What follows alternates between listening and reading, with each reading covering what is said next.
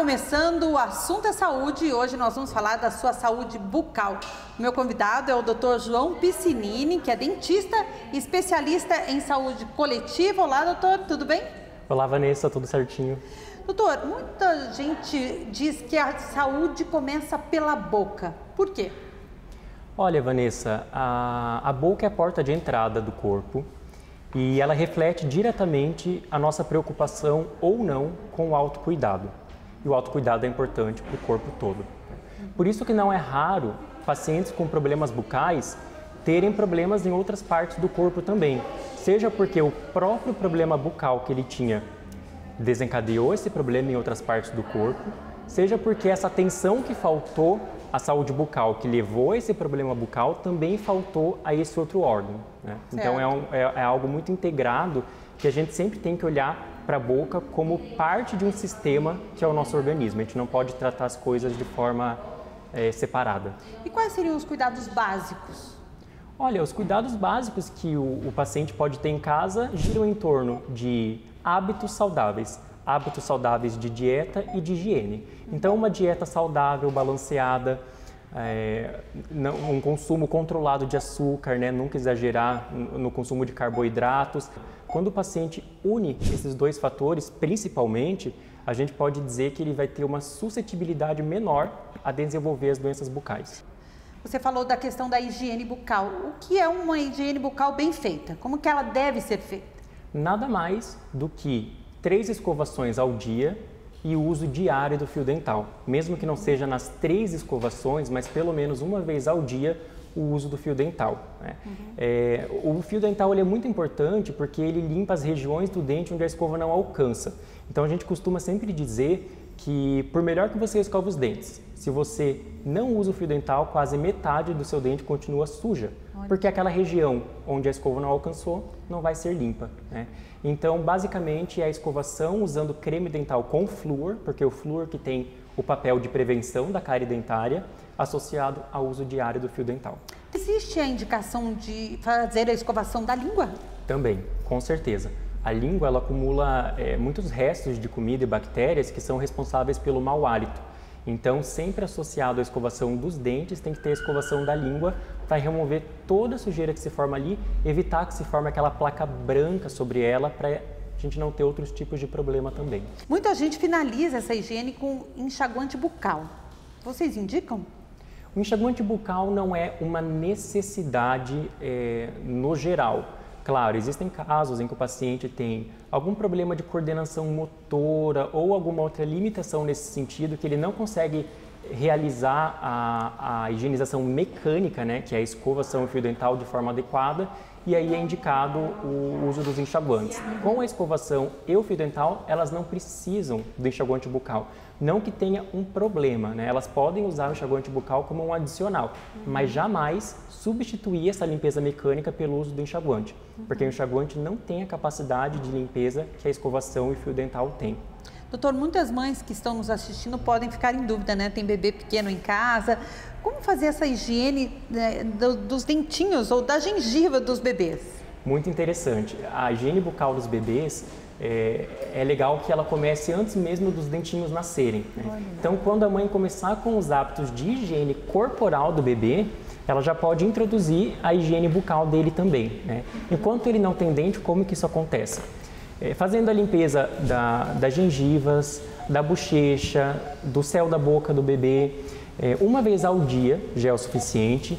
E eu digo que é muito mais pelo hábito em si do que pela própria limpeza, porque quando o bebê se acostuma com o toque da mãe, né, fazendo esse toque suave, a gente chama até de massagem da boquinha dele, a chance dele ficar arisco quando chegar o momento da introdução da escova é muito menor, né, porque ele já está acostumado com esse hábito de higiene bucal.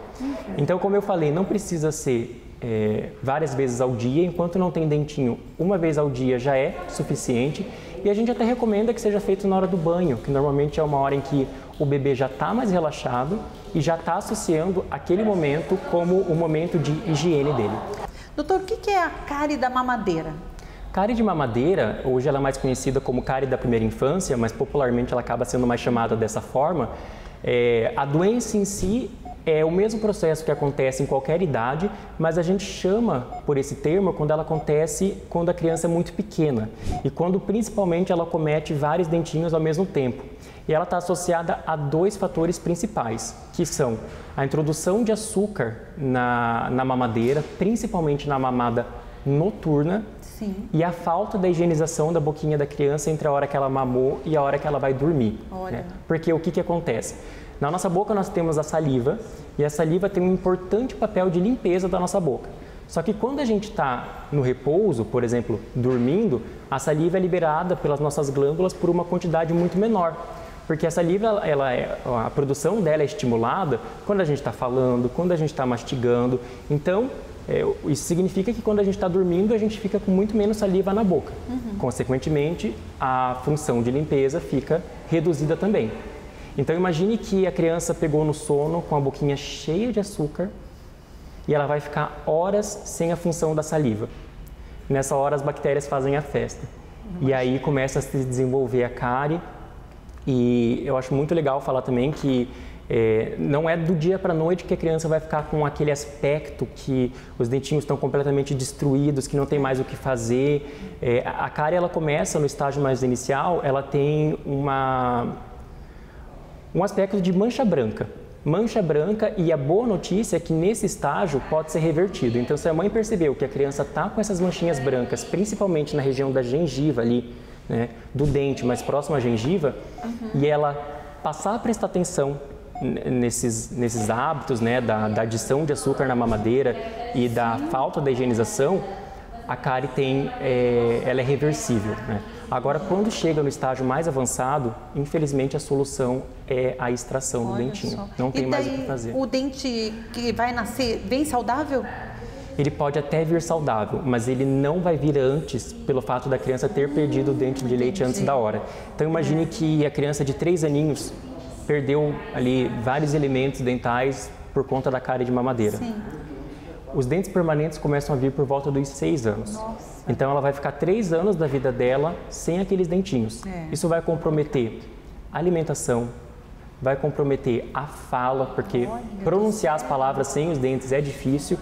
Sem contar na autoestima, né? Essa criança vai estar iniciando a inserção dela no convívio social, às vezes ela está começando a ir para a escola, imagina o impacto que isso não tem, né, na autoestima dessa criança, e sem contar, né, já pegando o gancho que a gente está falando da relação com a saúde sistêmica, uma condição de saúde bucal nesse estágio, numa criança, é um potencial foco de infecção.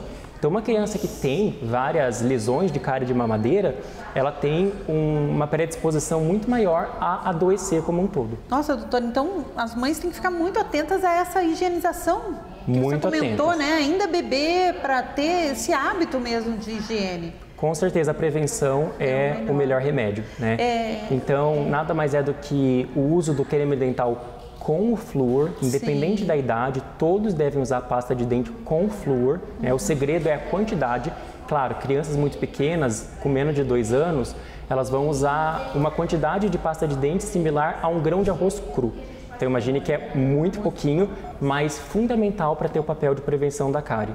Crianças um pouco maiores, que já conseguem cuspir, elas vão usar uma quantidade similar ao tamanho de um grão de ervilha. É um pouquinho mais, mas ainda é muito pouquinho, né? Mas é fundamental, volto a dizer, para a prevenção da cárie, né? E nessa quantidade correta, as mães podem ficar tranquilas que mesmo que a criança venha a engolir, às vezes ela não tem ainda esse reflexo de cuspir, não traz risco nenhum para a saúde dela, né?